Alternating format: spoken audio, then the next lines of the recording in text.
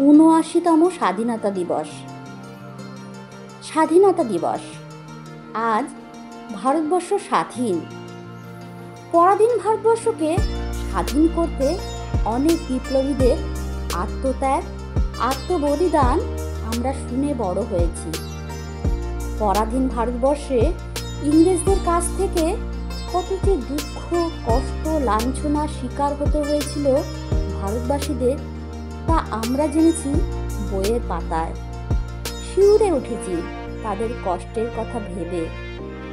আজ আমরা স্বাধীনতা দিবস পালন করি বিভিন্নভাবে।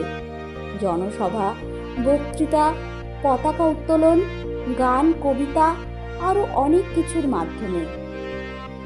ছোট ছোট পতাকা তৈরি হয়, হাতে হাতে ঘুরে বেড়ায় সেই পতাকা। কেউ বা সযত্নে গাড়িতেও লাগায় সেই পতাকা।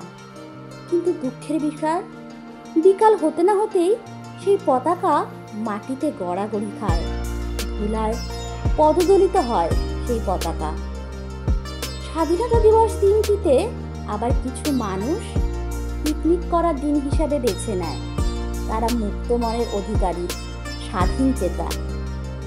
যারা আন্দামানের সেলুলার জেল দেখেছে, যারা কাজী নজরুল ইসলামের বন্দিদশার জেলের ছোট্ট ঘরটি দেখেছে, যারা ঘুরতে গিয়ে জালিয়ানওয়ালাবাগের মাঠটি দেখেছে, তারা সামান্য হলেও বুঝবে কি মর্মান্তিক দৃশ্য ওই জায়গাগুলির। তারা নীরবে কিছুক্ষণ বীর যোদ্ধাদের উদ্দেশ্যে নীরবতা পালন করবে। এইভাবেই আমরা সাক্ষী থাকছি প্রতিটা স্বাধীনতা দিবস উদযাপনে। নমস্কার।